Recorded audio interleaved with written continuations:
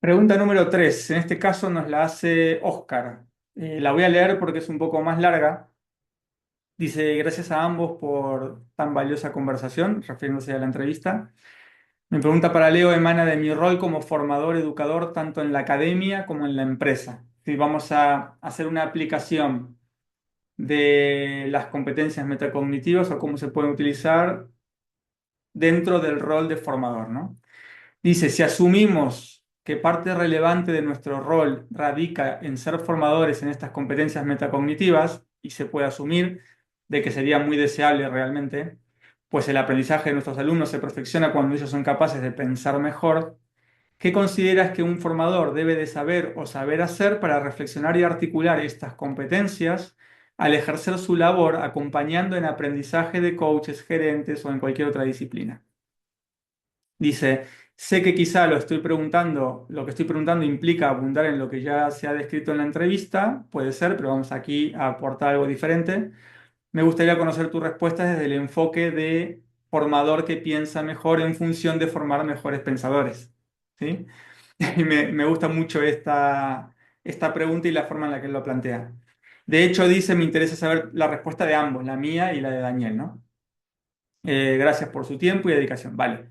Pues entonces yo te voy a dar mi opinión, lo que yo pienso de qué es lo que yo haría en mi rol de formador. Bueno, de hecho, lo que hago en mi rol de formador, eh, que de hecho probablemente muchos lo sabréis, pero realmente mis clases y mi forma de enseñar está muy relacionada con la forma en la que yo escribo los libros.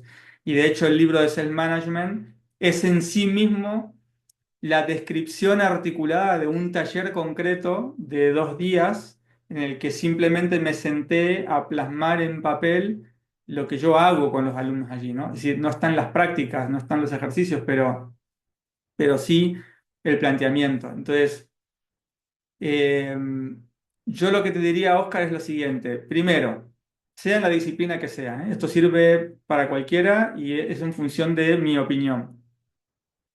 Definir y articular de la mejor manera posible las certezas, sí, si nos vamos a la jerarquía cognitiva, dentro de lo axiomático lógico deductivo, cuáles son los elementos axiomático lógico deductivos de la disciplina en sí. O sea, tú eso lo tienes que tener muy claro, muy presente. Esto me parece fundamental. Bueno, es que yo no podría hacerlo de otra manera. Definir y articular las certezas que tú tienes de la disciplina que estás enseñando.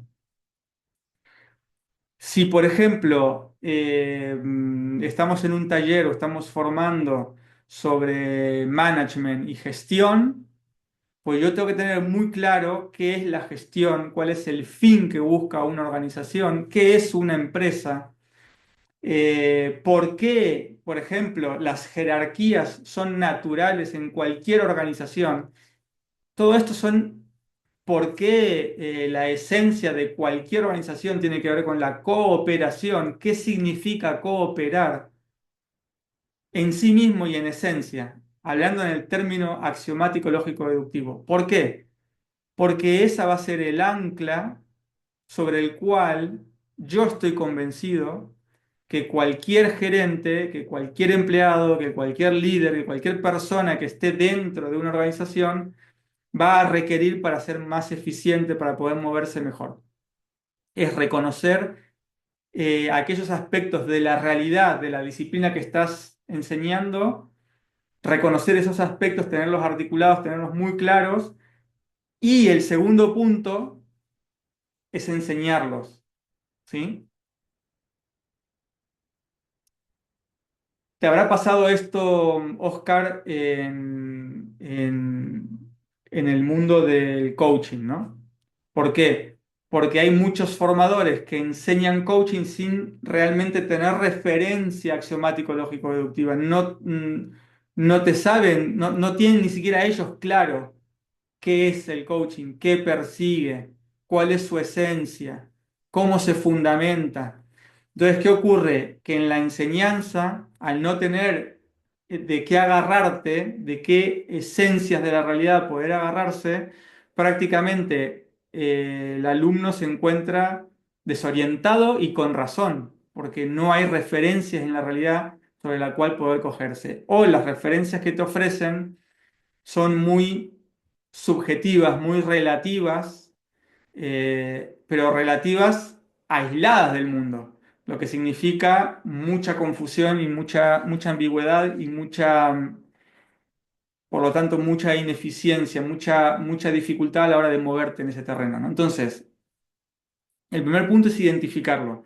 Y mientras tú tengas bien claro cuáles son esas esencias y las tengas articuladas, entonces lo segundo que haría es a esas personas que quieren aprender esa disciplina, sea en el mundo de la empresa, sea en el mundo del acompañamiento, sea en el mundo de la economía, sea en el mundo de la teología, sea en el mundo que sea, te estoy diciendo los mundos en los que yo me muevo, entonces tú poder enseñárselas y decirles, bueno, miren, si nosotros queremos aprender a gestionar mejor una organización, tenemos que tener muy claros estos aspectos, pum, pum, pum. Y entonces tú les enseñas de manera muy pedagógica y muy clara esas certezas que tienes, que no son muchas, nunca van a ser muchas en ninguna disciplina. Las certezas que nosotros podemos sacar de la estructura axiomático-lógico-deductiva nunca va a ser enorme, ¿sí? Más bien van a ser muy pocas.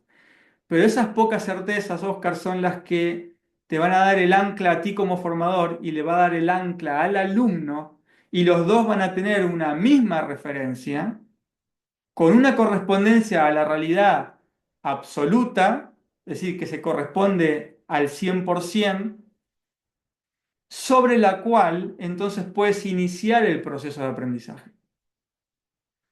No se puede, nadie aprende en el vacío. De hecho, las experiencias mismas no sirven de nada en el vacío.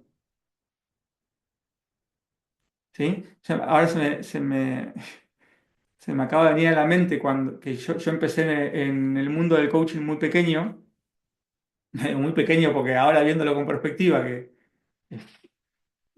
ya voy a cumplir 49 años, empecé con 24 o 25 años y siempre la crítica que me hacían cuando yo salía a hacer coaching era de que era muy joven, ¿no? Y entonces yo me acuerdo que el argumento que les daba es que la experiencia no es lo mismo que la suma de años o de tiempo.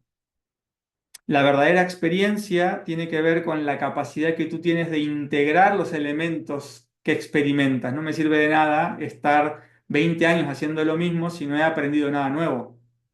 ¿Sí?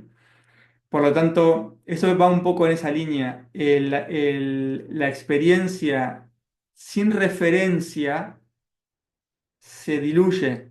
Es muy difícil poder integrar elementos de la experiencia si no tengo elementos de la realidad sobre la cual anclar ese aprendizaje. Entonces, como formador, si tú definiste y articulaste estas certezas, si tú te tomas el trabajo de enseñarlas de manera pedagógica y muy clara, lo más clara posible, sobre esos aspectos, entonces tú podrás verificar como formador ahora dónde está el alumno en relación a lo que necesita aprender. Vas a encontrar fácilmente o más fácilmente cuál es el gap que hay entre su falta de conocimiento y el conocimiento que necesita. Y por lo tanto, finalmente vas a poder acompañarle en ese proceso subjetivo de integración. Es decir, algo que tú sabes y que probablemente todos los que han hecho preguntas aquí en esta entrevista lo saben, es que por más que tú repitas las certezas 80.000 veces, eso no significa que las personas lo vayan a aceptar, a integrar, a incorporar en su vida.